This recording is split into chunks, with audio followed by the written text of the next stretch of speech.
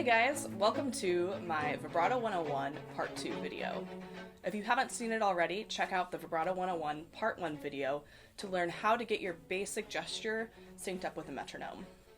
In this video, I'm going to be showing you a simple exercise you can do whether you are a beginner or an advanced upper string player looking to kind of diversify your vibrato that will help you develop the sound that you want. Alright guys, we've covered the beginning vibrato gesture in the previous video. Now what we're going to do is take that same exercise, that same metronome marking of 100 beats per minute, and that same gesture, and we're going to put our bow with it so that we can get a vibrato sound from the string. Something you might be asking yourself is, where do we go to find the pitch when we're doing vibrato? Typically what we do when we're creating a vibrato with string instruments is we like to start on the pitch itself and then go slightly below that pitch.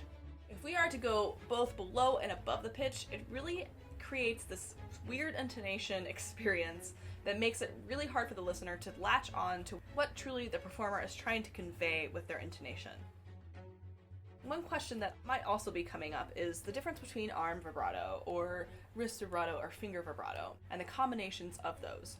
A lot of times you will see performers doing vibrato from their arm, which is coming from more from the elbow all the way up to the finger and onto the string. The vibrato that we're kind of working on today is more centered around the wrist vibrato technique. Now, just because that's the type of vibrato that we're working on today does not mean that that's the type of vibrato you will end up using exclusively. There's a couple important things to know when we do this exercise. One, the metronome is going to be clicking in eighth notes, so the way we think about that is by saying 1 and 2 and 3 and 4 and. This will feel very similar to the exercise that we did in part 1. In this essential vibrato exercise, we are going to be doing both 8th note speed as well as 16th note speed. 1 and 2 and 3 and 4 and. 1 E and 2 E and 3 E and 4 E and. Here is step 1 of the essential vibrato exercise. We're going to find 4th position. The way we find that is we check with our top open string. In this case, I'm using a viola, so I will be checking for my A string. If you're using violin, you'll be checking your E string. And you're going to make sure that first finger goes in the corresponding placement on the D string, or for violin, on the A string. You can check both of them back and forth. That matches. The next step is making sure that hand placement is not too low, as we discussed earlier. It's high enough up on the shoulder of your instrument so that you can have the motion that we want. Okay? So the way we're going to do this is we're going to do 4 beats per bow, and we're going to do 2 bows per finger in the 8th note tempo. Okay? So it's going to go like this. 1 and 2 and ready and go and.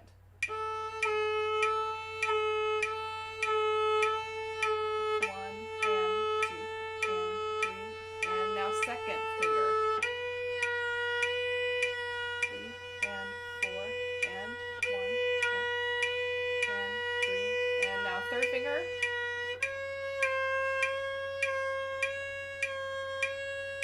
1 and 2 and 3 and now fourth finger. 3 and 4 and.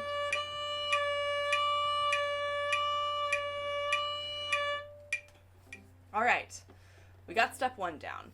We're going to go ahead and move straight into step 2. Step 2 is that 16th note tempo that I demonstrated earlier. Okay, so let's find that 4th position again. 1 E and 2 E and ready and go and.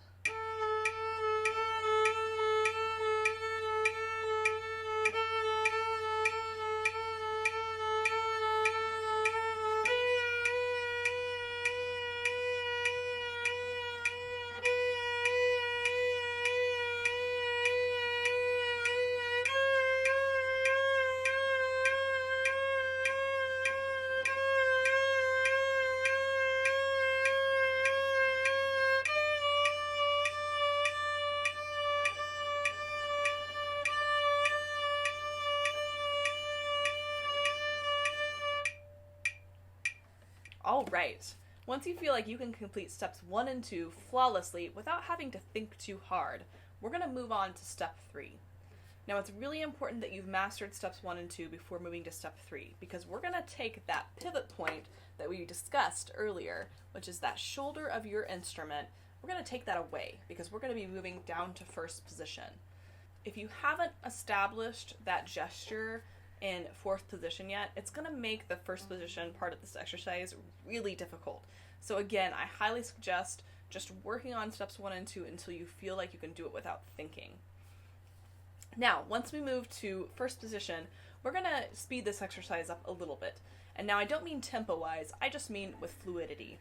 So what we're going to do is we're going to do that 8th note tempo on each finger, and then we're going to go directly into the 16th note tempo on that same finger before moving to a new finger. Okay, so that exercise is going to go like this.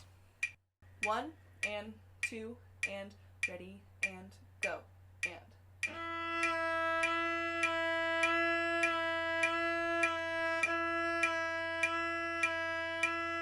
Now 16th.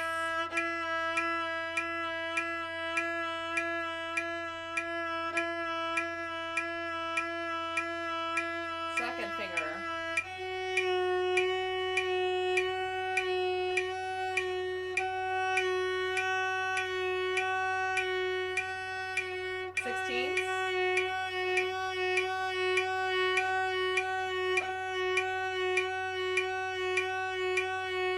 Third finger.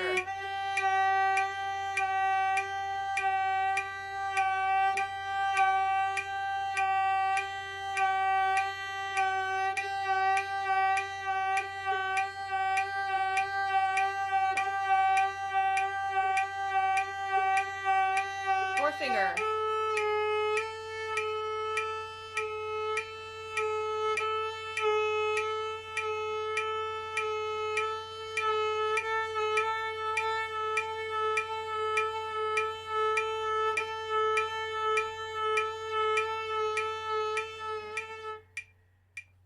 Alright, now that is steps 1 through 3 of the essential vibrato exercise. Once you feel like you can do each of those steps without really having to think hard at all, you want to just start experimenting with vibrato. You want to start experimenting in the pieces that you know and the pieces that you're working on with adding vibrato onto long notes such as half notes or whole notes.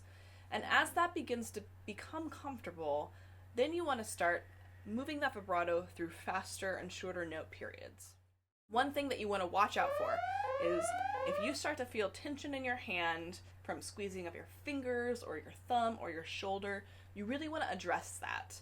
You want to make sure that this vibrato exercise and the vibrato that you're working on in your pieces is in a relaxed way. It'll be much easier to control if your vibrato is loose and relaxed than if it is a death grip.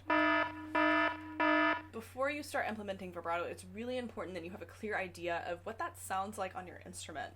So I really highly encourage you to listen to other professionals performing the pieces that you're working on and getting an idea, a soundscape in your mind of what that vibrato and that expression sounds like on your instrument.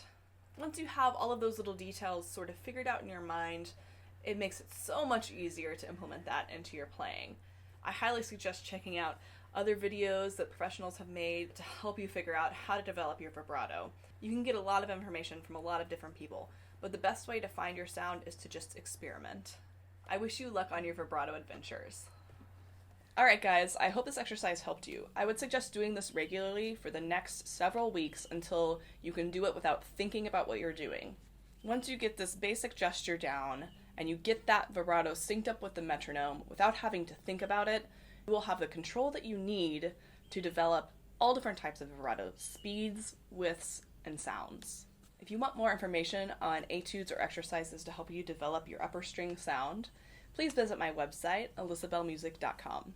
If you guys like this video, as always, please like and subscribe.